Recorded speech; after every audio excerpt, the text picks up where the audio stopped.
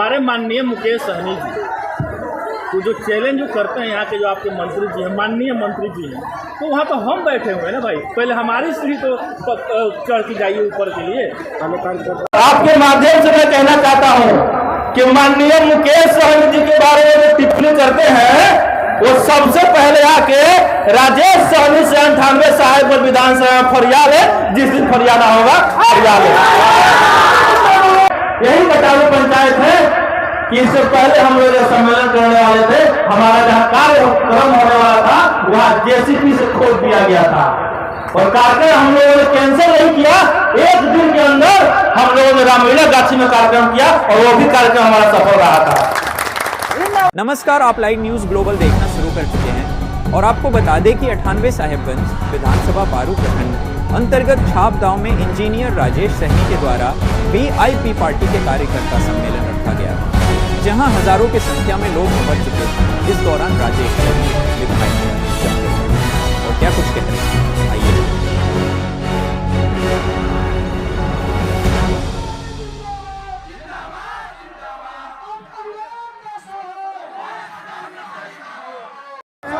हजारों की भीड़ देखा गया, क्या कुछ कहेंगे? देखिए, बारू प्रखंड के इस पावन धरती पे वीआईपी पार्टी का एक कार्यकर्ता सम्मेलन था। वो कार्यकर्ता सम्मेलन हम लोगों ने नाम रखा था, लेकिन जो आप लोगों ने हुजूम देखा माताओं और बहनों का, युवा साथियों का, अभिभावकों का, ये कहीं ना कहीं संदेश है कि राजेश सहनी 98 साहेबगंज विधानसभा से चुनाव लड़ेंगे तो साहेबगंज विधानसभा में साहेबगंज प्रखंड का जितना भूमिका होगा लोगों का, उससे कहीं ज़्यादा पारू प्रखंड के उन पंचायतों का भूमिका होगा जो हमारे विधानसभा में आती है। और मैं तो अक्सर कहता हूं कि मैं जो बोलता हूं आपको दिखा के बोलता हूं। आप मीडिया बंधु के माध्यम से आप लोगों ने देखा होगा कि जो हुजूम था एक नौजवान लड़के के लिए, एक अति पिछड़ा का बेटे के लिए, ये प्रेम, एक स्नेह जो मुझे मिला है, मैं उसके लिए सदैव आभार प्रकट करूँगा माताओं बहनों का, युवा साथियों का, अभिभावकों का। क्या चैलेंज देख रहे हैं आप 98 साहेब में? कोई चैलेंज 98 साहेब में विधानसभा में नहीं है। बस हमें तो इंतजार है कि कब चुनाव हो। कल ही चुनाव हो जाए तो मुझे बहुत खुशी होगी, क्योंकि आप जिसे चैलेंज कह रहे हैं वैसे चैलेंज एक यादव जी का बेटा, एक सहनी जी का बेटा, एक मुसलमान का बेटा, एक दलित का बेटा, एक महादलित का बेटा, वैसा चैलेंज ले कहीं पैदा होता है तो हमें टेंशन क्या, हम चैलेंज कहाँ का है? चैलेंज में यहाँ के वर्तमान मंत्री है वो भी दे चुके हैं वीआईपी बोलने के लिए तो आप किसी को कुछ बोल दीजिएगा।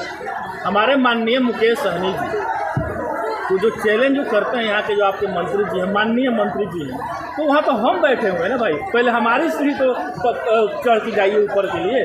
कार्यकर्ताओं से पहले अच्छा बताइए, आप भाजपा का बहुत बड़ा बड़ा कार्यकर्ता सम्मेलन देखते हैं साहेबगंज में, आप ईमानदारी से बताइए किसी भी दूसरे पार्टी का कार्यकर्ता सम्मेलन इतना बड़ा हुआ है?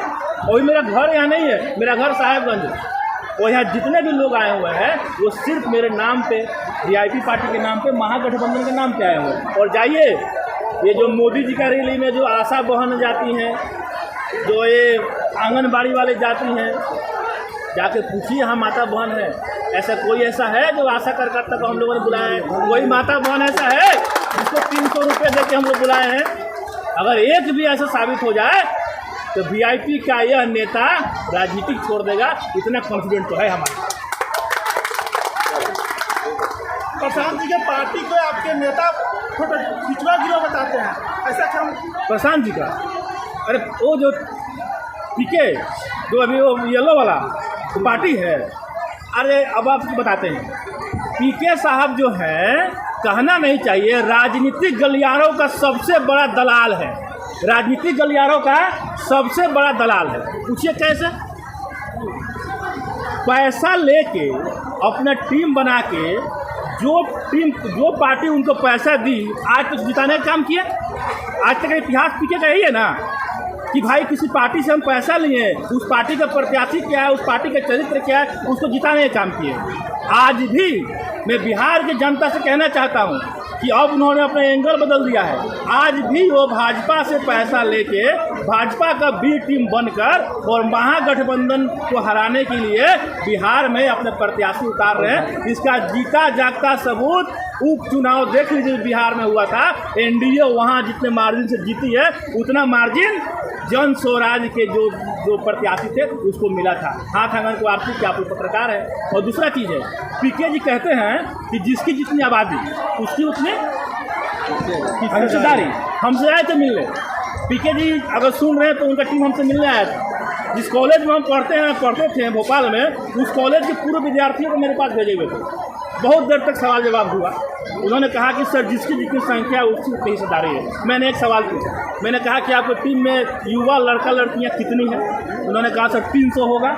मैंने कहा उन 300 में राम, पासवान, सोहनी, मौसो, मुसलमान का बेटा कोई हुआ, बेटी का नाम बताइए हमको। चुप हो गए। जब आपकी अपने टीम में भागीदारी नहीं मिल रही जिसकी जितनी संख्या है तो राजनीति क्या खाक दीजिएगा? आए बिहार के लोगों को बेवकूफ़ बनाने। अरे इंजीनियर, अब मलाहो का बेटा इंजीनियर है, रामों का बेटा इंजीनियर है, पासवानों का बेटा इंजीनियर है, अब कहाँ पकड़ने का काम चलेगा? इसलिए पीके साहब जाइए, अब कॉन्ट्रैक्ट आप भाजपा का ले रहे कि ये खुलेआम कहिए कि आप कॉन्ट्रैक्ट लिए हैं, या फिर यहाँ से जाइए दूसरे राज्य में कॉन्ट्रैक्ट लीजिए। लालू प्रसाद यादव के बड़े बेटा तेज प्रताप यादव जो है, इसके इशारे पर काम कर रहे, वो वीआईपी को चैलेंज कर रहे हैं। देखिए तेजू भैया, आदरणीय तेज प्रताप यादव स्कूल से आते हैं, जिस कुल का मान सम्मान हम लोग करते हैं, लेकिन हर कुल में एक कुल नाशक पैदा होता है। और आरजेडी परिवार में, लालू जी के परिवार में एक कुल नाशक परिवार पैदा हुए हैं। लेकिन चलिए वो जो कर रहे हैं वो ठीक है, उससे हमको कोई टिप्पणी नहीं करना है। हम लोग लालू जी की विचारधारा को मानने वाले, तेजू जी की विचारधारा को मानने वाले, मुकेश सहनी जी की विचारधारा को मानने वाले लोग हैं और उस विचारधारा को मानेंगे। अब तेजू भैया छोड़िए, अब वो कब क्या करते हैं, अब क्या मलते हैं, क्या खाते हैं, क्या करते हैं, अब क्या। अच्छा, एक अंतिम सवाल है आपसे। आप 98 साहेबगंज से चुनावी मैदान में पूरी तरह से भिड़ चुके हैं और पूरी तरह से खड़े क्षेत्र में घूम रहे हैं। एक ऐसे कैंडिडेट भी है जो वीआईपी से भी दावा कर रहे हैं,